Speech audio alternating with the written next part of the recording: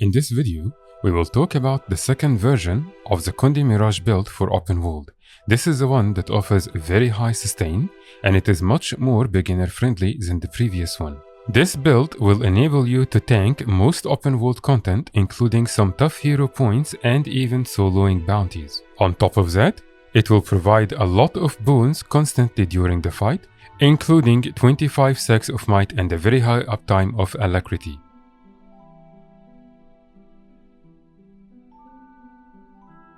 This build uses staff, and full mantra with the exception of your elite. We also are using Mirage with inspiration just like the previous build, and we have Chaos as our third trait line. If you haven't watched the first version of this build, I would highly recommend that you do so. There will be some details I may not explain in this build that will be covered in the previous one. It is also in general a good idea to try and compare both builds side by side to choose which one fits your style and your needs in open world. I will leave the link for it in the comments and description. In this build, our main concern is with staying alive and providing as much sustain as we can, and so most of our choices are going to be defensive. Renewing Oasis is going to give us regeneration when we gain Mirage Clock. Mirage Clock is the effect we get when we dodge. As you can see, the moment I dodged, I have the regeneration boon. Regeneration is going to be very important for this build for a couple of reasons. We will cover all of them as we explain the build in details. The first benefit, however, it will reduce the duration of bleeding, burning, and confusion and torment that you get from any mobs by 20%. On top of that, of course, don't forget that regeneration as a boon will also heal you every second. Mirage Mantle is going to give us protection when our Mirage Clock ends. So when we dodge, not only do we get regeneration, but we also get protection. Again, here is the dodge, and now we have two boons. As I said, I will skip some of the details in this build since I already explained it in details in the previous version. You will find the links in the comments and description for it. We still are using inspiration just like the previous build, and we are also using the same traits for the massive benefits and healing they provide. Chaos trait line is where we get a little bit extra sustain and just a little bit extra damage. Illusionary defense will give us an effect that will last for 5 seconds, and it will reduce any incoming damage by 5%. This is going to stack up to 5 times, and we will get that effect anytime we summon an illusion, which you will notice we will do often with this build. So you will have a very high uptime of this effect on you. Illusionary Membrane is going to increase our condition damage by 10% and reduce the condition damage we take by 10% as long as we have regeneration. Chaotic Persistence will give us 250 concentration and 250 expertise as long as we have regeneration. So as you can see, the build benefit a lot from regeneration.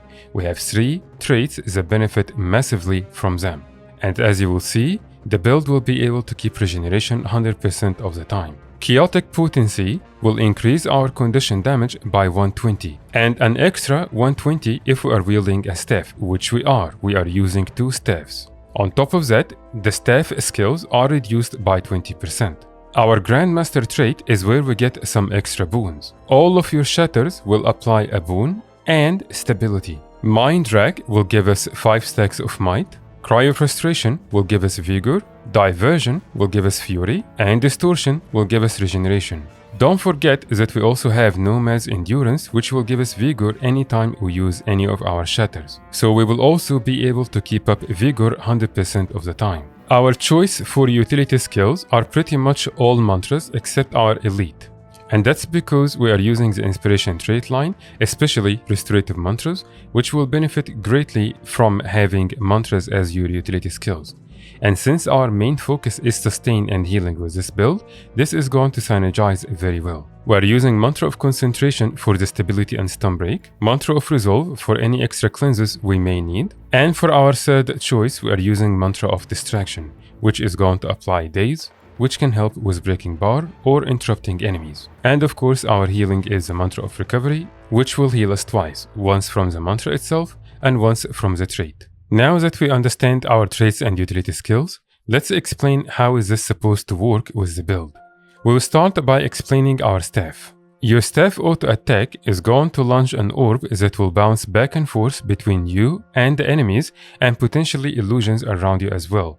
and as it bounces, it will give you a lot of might and fury. And as you can see, it's also applying confusion and torment constantly. Phase retreat will teleport you back, and it will summon a clone in your position, which will also keep using the auto attack. This can be very good to escape some tough damage, but remember that we also want to summon illusions as constantly as we can to benefit from the illusionary defense trait, which will reduce the damage we take anytime we summon an illusion.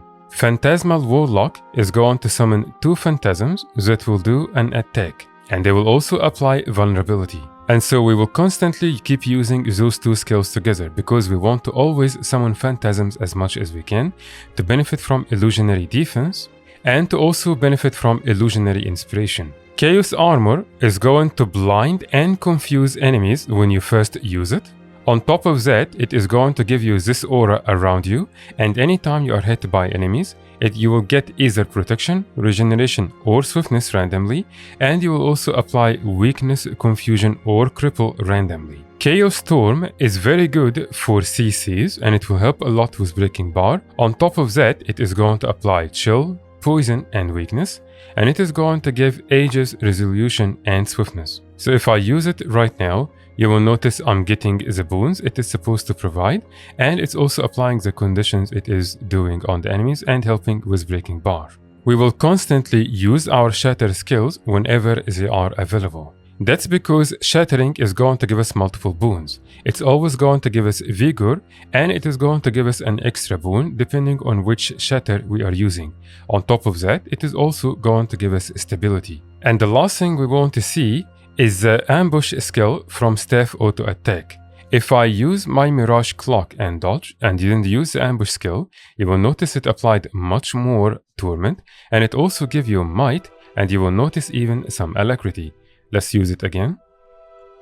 Here you go. We are getting multiple boons because of this, and pretty much because we are going to be using this skill of cooldown for the extra damage, you will see that you are constantly applying 25 stacks of might, and you will also pretty much have constant fury from the normal auto attack. And don't forget that just by dodging, you get regeneration and protection, and also alacrity because of the ambush skill itself. The ambush skill will also give alacrity. Now that we understand all of this, how are we supposed to work with the build? Pretty much spam your skills. So I will start with Chaos Storm, Chaos Aura, here are my Phantasmal Warlock, and here is Phase Retreat because I want to summon illusions to benefit from my trait. And then I will just dodge whenever it is of cooldown, and I will also use my shatters.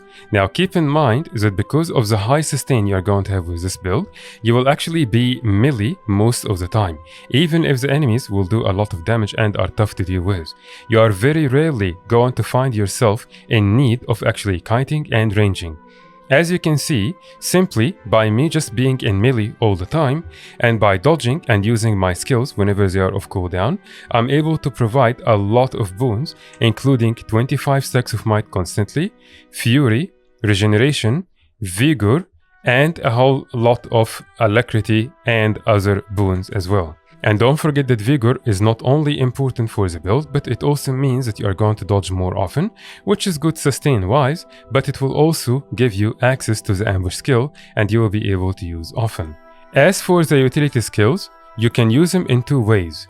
Either defensively whenever you need heals, because each one of those charges is going to heal you for a very decent amount, or you can use them for their benefits. For example, use Mantra of Concentration when you need the stun break or the stability, Mantra of Resolve when you need the cleanses, and Mantra of Distraction when you need the daze. For example, right now, the enemy have a break bar, and as you are noticing, the skill is flashing, telling me that if I use it, I'm going to break bar a little bit more.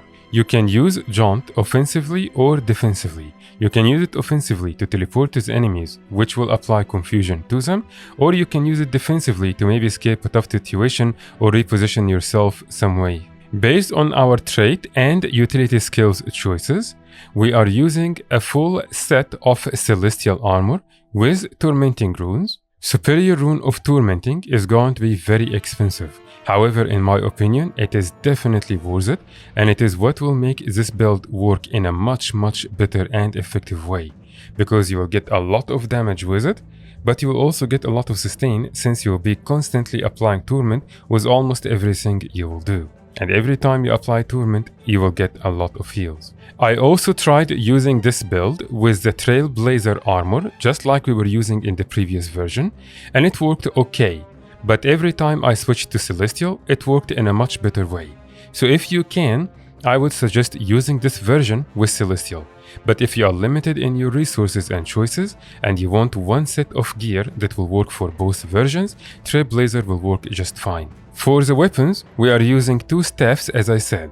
You can use Dire for a sheep option, or if you have a Trailblazer, you can use that. I would not recommend Viper. I tried using Viper, I noticed that sustain was not as good. But of course it depends on what you are doing with the build and your own playstyle. For our sigils, we are using Superior Sigil of Leeching and Energy in both of them. Leeching will make your next attack after you swap weapons in combat apply about 1000 life stealing and 1000 damage. And Energy is going to apply 50% of your endurance, which is your dodge bar here, every time you swap weapons in combat. And this is why we are using both those sigils on both weapons. And because we are constantly going to have Vigor, you will notice that you will be able to dodge a lot, which means more ambush skills, which means more boons, more alacrity and everything. So I will now show you how we are going to work this out with the rest of the skills. I will just ignore phase retreat for now to make things easier and more visible for everyone.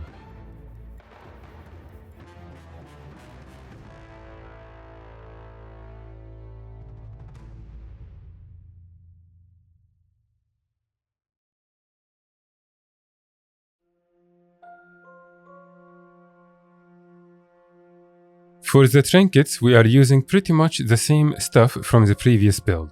We are using 2 Celestial Rings and 2 Celestial Accessories, and our backpack and amulet are both Trailblazer. It can also be Viper or you can mix them up, it is completely up to you. For the food, we are using Bowl of Prickly Pear. This is going to give us 100 condition damage and 70 healing power. And for the utility, we are using the Corsair Tuning Crystals, which will give us condition and expertise based on our toughness. In this version of the build and the previous one, we are using expensive gear and ascended stuff that may be hard to get for people. In the next version of the build, we are going to focus on getting cheap budget gear that you can get very easily directly from the trading post. And we will see what kind of changes can we do to suit our needs for each version of the other 2 builds. Expect this video to be available in maybe 2-3 days or maybe a maximum of a week. If you felt like there was any detail missing out from this build, then please check the previous one where I covered everything in details. And I would highly encourage you to do that anyways, because I would like you to see both builds side by side to be able to choose which one will suit your needs and your playstyle. I will now leave you with some footage for me using this build, but again please remember that Guild Wars 2 has been much more active lately, which is great, but it also meant it was really hard for me to find a lot of stuff that I can solo, and a lot of times as I'm progressing and during the fight, I will have people that will come join in from the middle or at the end or something like this. Thank you very much for watching, and I will see you next time.